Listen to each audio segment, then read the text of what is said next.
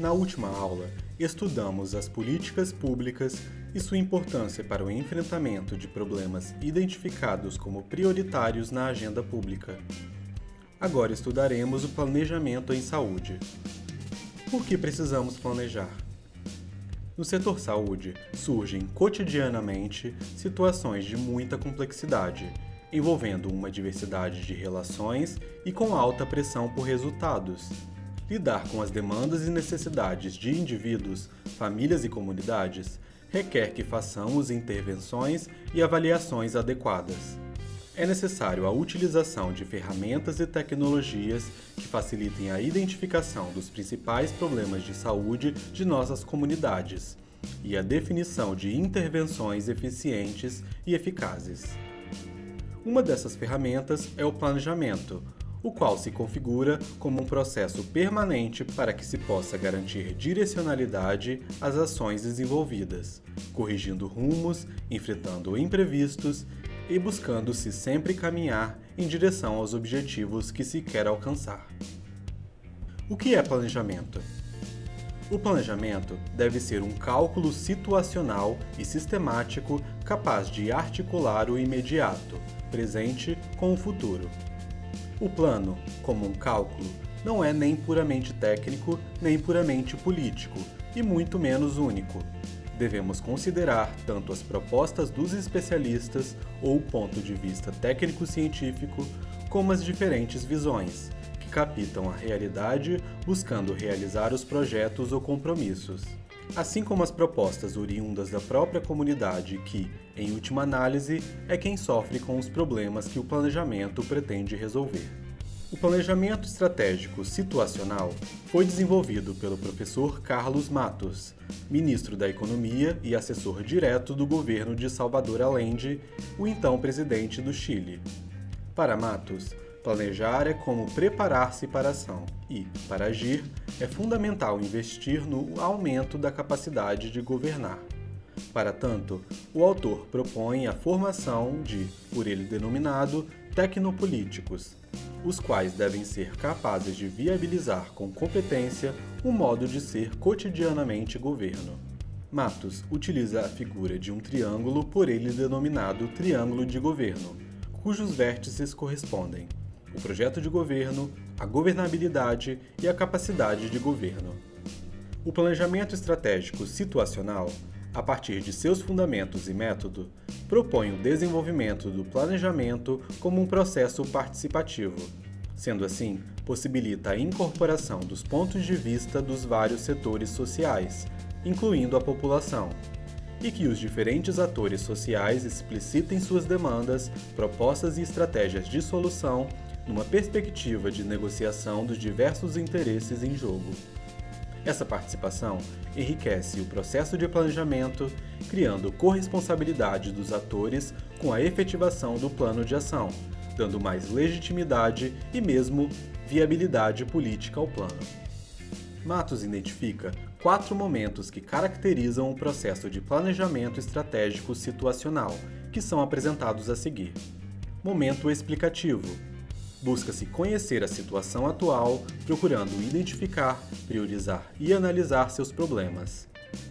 Apesar das semelhanças desse momento com o chamado diagnóstico tradicional, aqui se considera a existência de outros atores, que têm explicações diversas sobre os problemas, impossibilitando a construção de uma leitura única e objetiva da realidade.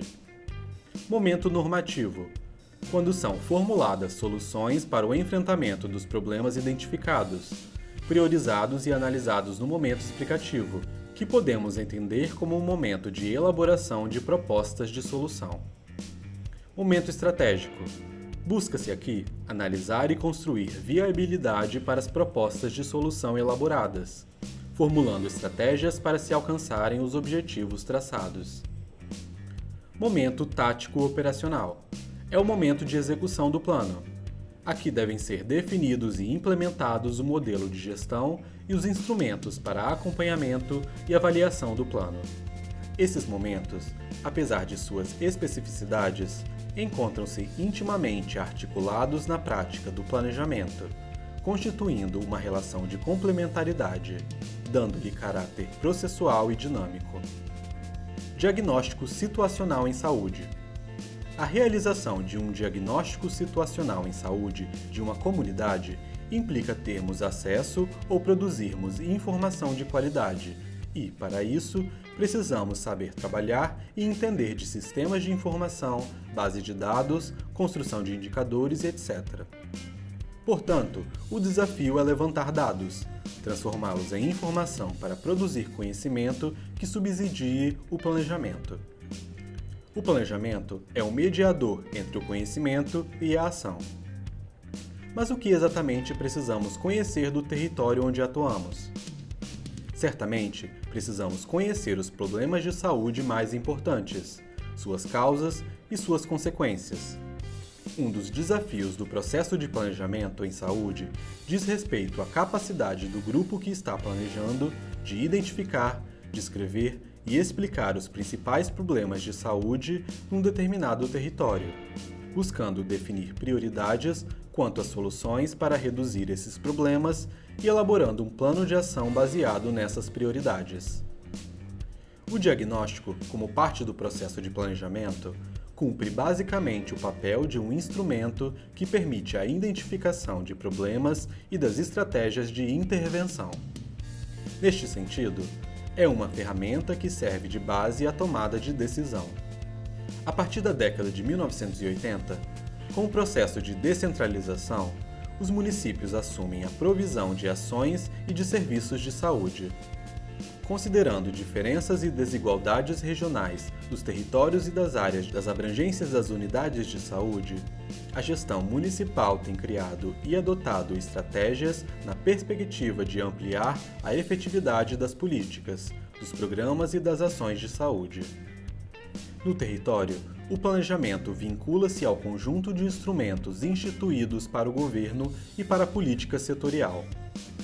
O SUS adota o planejamento com maior participação e compartilhamento nos processos decisórios e protagonismo do nível local de gestão. O título 4, capítulo 1 da Portaria de Consolidação número 1, de 28 de setembro de 2017, que substitui a Portaria número 2135 de dezembro de 2013, estabelece diretrizes para o planejamento do SUS, define como instrumentos do planejamento em saúde, Plano Municipal de Saúde, Programação Anual da Saúde, Relatório Anual de Gestão, Relatório detalhado do quadrimestre anterior. Plano Municipal de Saúde. Conteúdo básico. Análise situacional da saúde do município. Objetivos, diretrizes, metas e indicadores. Monitoramento e avaliação. Validade: 4 anos, do segundo ano do atual governo ao primeiro ano do próximo governo. Prazo: final de março do primeiro ano de governo. Programação Anual de Saúde. Conteúdo básico: metas atreladas a, ações atreladas a, recursos, validade anual e prazo: final de março de cada um dos 4 anos de governo. Relatório Anual de Gestão. Conteúdo básico: diretrizes, objetivos e indicadores do Plano Municipal de Saúde, metas previstas e executadas da Programação Anual de Saúde, resultados, análise da execução orçamentária, validade anual e prazo final de março de cada um dos 4 anos de governo. Relatório detalhado do quadrimestre anterior. Conteúdo básico: resultados da execução da Programação Anual de Saúde, recursos aplicados no período, auditorias realizadas ou em execução e suas recomendações, oferta e produção de serviços da rede própria e conveniada contratada. Validade quadrimestral. Prazo: deve ser entregue nos meses de maio, setembro e fevereiro, referentes aos quadrimestres janeiro, abril, maio, agosto, setembro e dezembro, respectivamente. A elaboração dos instrumentos de planejamento leva em consideração o diagnóstico situacional em saúde. Processo de identificação, formulação e priorização de problemas em uma determinada realidade. Tem por objetivo permitir a identificação dos problemas e orientar a definição das medidas a serem adotadas. O que é um problema? Uma situação que se afasta negativamente de um estado desejado. Por exemplo, o aumento da prevalência de obesidade na população. É uma discrepância entre uma situação real e uma situação ideal ou desejada. No entanto, uma situação só é problematizada quando um ator a define como inaceitável e, ao mesmo tempo, como passível de ser transformada na direção desejada. Quais são os problemas que sua população tem vivido? Aumento para os indicadores de diabetes, hipertensão, excesso de peso, obesidade? Os problemas identificados necessitam de ações estratégicas.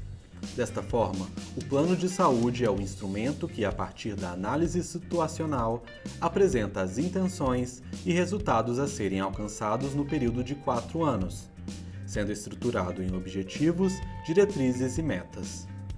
Objetivos expressam o que se pretende fazer acontecer a fim de superar, reduzir, eliminar ou controlar os problemas identificados.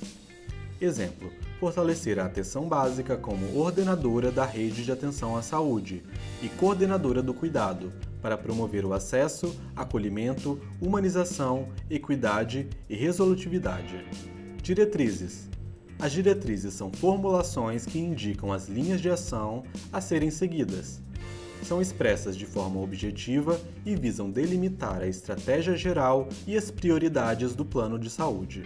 Exemplo: aprimoramento do Sistema Municipal de Saúde com foco na equidade e integralidade, atendendo às necessidades de saúde dos munícipes, apoiado na organização da rede de atenção à saúde e no modelo de vigilância em saúde. Metas são expressões quantitativas de um objetivo. As metas concretizam o objetivo no tempo e esclarecem e quantificam o que, para quem, quando. Exemplo: implantar as ações de atenção nutricional em 100% das unidades de saúde, conforme a Política Nacional de Alimentação e Nutrição, até 2021. Estes exemplos são do Plano Municipal de Saúde, do município de Vitória, Espírito Santo. Os instrumentos de planejamento e gestão estão interligados.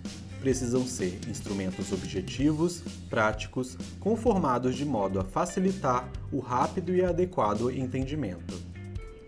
Constituem-se, assim, ferramentas que devem possibilitar a qualificação das práticas gerenciais do SUS e, por via de consequência, a resolubilidade tanto de sua gestão quanto das ações e serviços prestados à população brasileira. É importante ter em mente que planejar implica mobilizar recursos e vontades para que as propostas se concretizem e os objetivos sejam atingidos. A incorporação das ações de alimentação e nutrição nos instrumentos de gestão devem considerar as questões prioritárias e as especificidades de cada realidade. Dessa forma, a vigilância alimentar e nutricional subsidiará o planejamento da atenção nutricional e das ações relacionadas à promoção da saúde e da alimentação adequada e saudável nas esferas de gestão do SUS. Com vistas a apoiar a implementação das ações de alimentação e nutrição nos estados e municípios, é repassado o recurso do Fundo de Alimentação e Nutrição, incentivo financeiro para a estruturação e implementação das ações de alimentação e nutrição. Enfatiza-se que é responsabilidade do gestor municipal a implementação da Política Nacional de Alimentação e Nutrição no âmbito do seu território, respeitando suas diretrizes e promovendo as adequações necessárias, de acordo com o perfil epidemiológico e as especificidades locais, considerando critérios de risco e vulnerabilidade. Em 29 de abril de 2019, o Ministério da Saúde publicou a Portaria número 750, que instituiu o sistema DigiSUS Gestor Módulo de Planejamento, no âmbito do Sistema Único de Saúde. De acordo com a Nota Técnica número 2 de 2019, publicada pelo Ministério da Saúde até 2017, os relatórios de gestão que eram encaminhados para os Conselhos de Saúde por meio do Sistema de Apoio ao Relatório Gestão, que foi descontinuado para envio de tais documentos a partir do ano de 2018. Neste sentido, as funcionalidades do Sistema de Apoio ao Relatório Gestão foram migradas para o DigiSUS Gestor Módulo Planejamento. De acordo com o Manual do Módulo de Planejamento do Ministério da Saúde, o DigiSUS Gestor é uma plataforma digital que tem por objetivo instrumentalizar os gestores públicos, pesquisadores e toda a sociedade a obter informações e dados produzidos pelo Ministério da Saúde, por suas entidades vinculadas e por órgãos de pesquisa e disponibilizá-los de forma sistematizada, em forma de painéis, mapas, gráficos e tabelas de caráter executivo e gerencial. Importante enfatizar que a Lei Complementar nº 141 de 2012 assegura a transparência e a visibilidade e institui que os órgãos gestores de saúde da União, dos estados e dos municípios devem dar ampla divulgação, inclusive em meios eletrônicos de acesso público, das prestações de contas periódicas da área da saúde, para consulta e apreciação dos cidadãos e de instituições da sociedade, com ênfase no que se refere aos relatórios de gestão do SUS.